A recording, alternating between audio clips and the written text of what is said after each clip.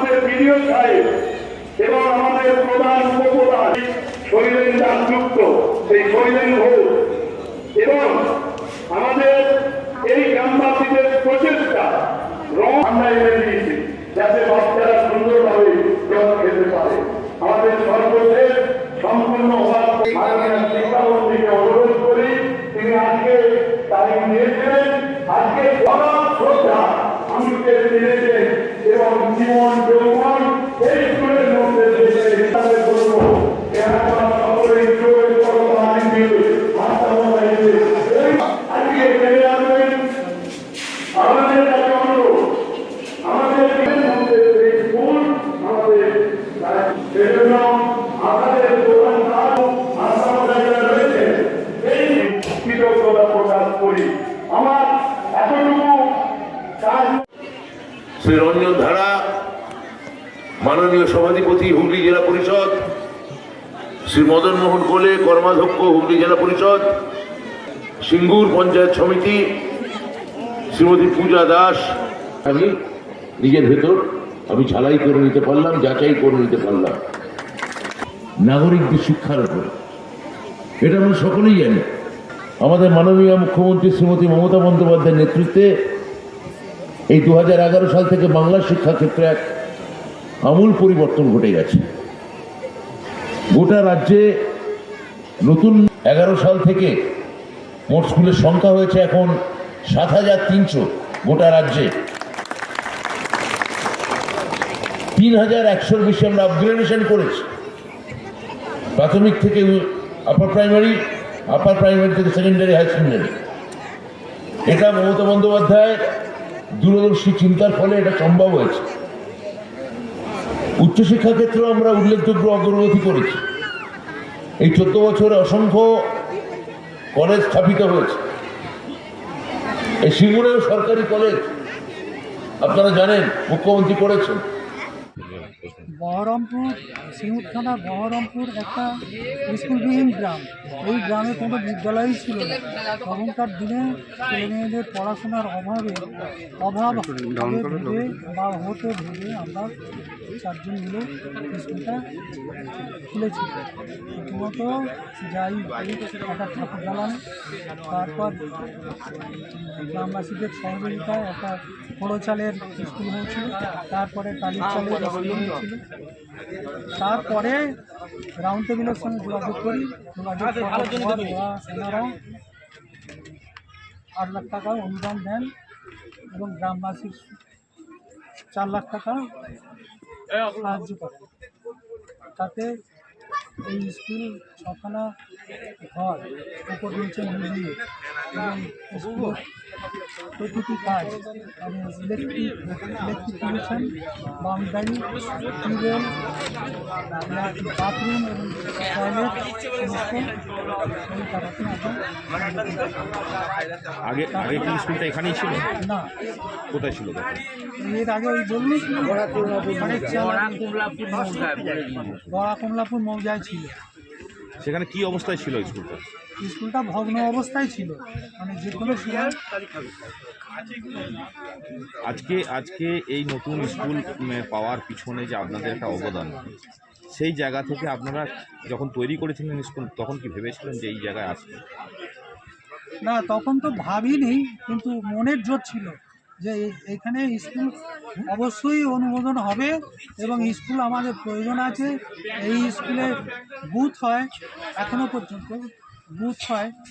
তারপরে আধার কার্ডের সমস্ত কাজকর্ম হয়েছে, তারপরে হেলথ চেক আপ এইসবও হয়েছে।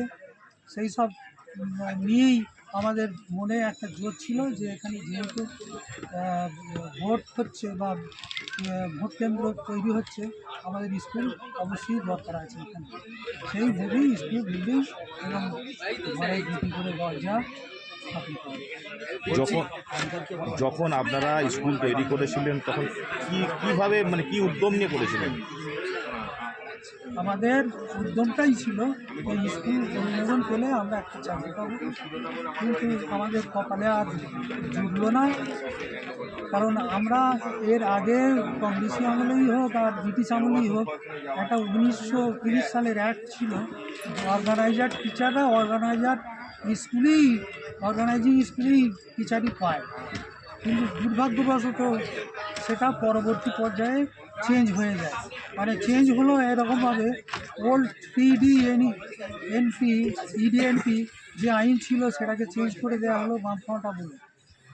নিউ 3DNP অ্যাক্ট অনুযায়ী সেখানে বলা হলো all teachers should be appointed from the panel. তখনই আমাদের মানে আশাটা দূরে থাকার কথা।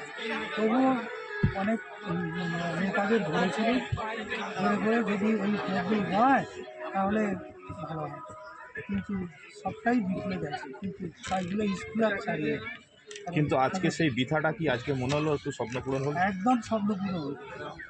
এই কথা ভাষায় প্রকাশ করা যাবে না যে একটা স্কুল অন্তত এখানে হলো, বহরমপুরের কীভাবে ঐতিহ্য বাড়লো এবং একটা মান রক্ষা হলো। সেটা আপনাদেরই প্রচেষ্টায়। আপনার কি প্রচেষ্টা? আপনার নাম? আমার নাম কুশধ্বজ ধারা। উদ্যোগে আবার নতুন করে তৈরি করলেন, কি বলবেন? আমি মুখ্যমন্ত্রীকে অনেক প্রণাম এবং কৃতজ্ঞতা জানাই। এই সিঙ্গুরের এই প্রত্যন্ত জায়গায় এইরকম একটা স্কুলকে নতুন করে পুনরুজ্জীবিত করা, এবং যার হাত ধরে করলেন তিনি আমাদের কৃষি বিপণন মন্ত্রী, পঞ্চায়েত গ্রামোন্নয়ন মন্ত্রী, এবং তিনি খুব সিঙ্গুর আন্দোলনের খুব উল্লেখযোগ্য মুখ বেচারাম মান্না, আমার সতীর্থ, আমার কলিগ, সহকর্মী। তো বেচারামের হাত ধরে এটা মমতাদি করলেন, আমাদের দপ্তর এখানে সাহায্য করলো, বিধায়ক নিজে এখানে দাঁড়িয়ে থেকে এইরকম একটা স্কুল করালেন। আমার অভিনন্দনের কোনো ভাষা নেই। এই গ্রামবাসী এইখানে এরা এত উপকৃত হবেন। এবং দেখুন, এখান থেকে মুখ্যমন্ত্রী কাছেই সিঙ্গুর কলেজ করেছেন, তার মানে এখান থেকে স্কুল থেকে বেরিয়ে ওরা সিঙ্গুর কলেজ যেতে পারবে। আবার এই কাছেই আমাদের ইউনিভার্সিটি করেছেন, গ্রিন ইউনিভার্সিটি, রানী রাসমণি ইউনিভার্সিটি। তো কলেজ থেকে আবার তারা ইউনিভার্সিটি যেতে পারবে। তাহলে এখানে যে ছেলেটি থাকে তার 2 কিলোমিটারের মধ্যে তার স্কুলে পড়া, কলেজে পড়া এবং বিশ্ববিদ্যালয়ে পড়া, এই তিনটেই সম্পন্ন হয়ে যাবে।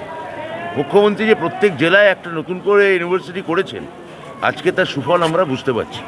বলছি দাদা, চারিদিকে যখন প্রাথমিক স্কুল বন্ধ হয়ে যাচ্ছে একটা অভিযোগ তুলছে বিরোধীরা, সেই জায়গায় দাঁড়িয়ে মানে প্রাথমিক নতুন স্কুলের উদ্বোধন, কি বলবেন?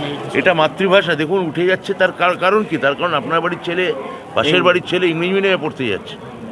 তারা প্রাথমিক স্কুল না, তারা সরকারি স্কুল না, তারা ইংরেজি মিডিয়াম স্কুলে পড়তে চায়। মুখ্যমন্ত্রী ইতিমধ্যেই রাজ্য অনেক সরকারি ইংরেজি মিডিয়াম স্কুল করেছেন। তা একটা আমার ধারণা এখানে হলে মাতৃভাষার চর্চা হবে। আপনারা বিরোধীরা কি বলছে তা ভুলে গিয়ে যে নতুন পজিটিভলি ভাবতে শিখুন। আমাদের সরকার পজিটিভিটির সরকার।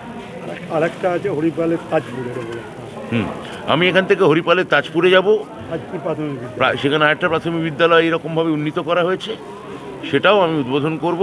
এবং মুখ্যমন্ত্রীর একেবারে সরাসরি আশীর্বাদ নিয়ে আমরা এসেছি। আজকে এই দুটি স্কুলেই উদ্বোধন হবে।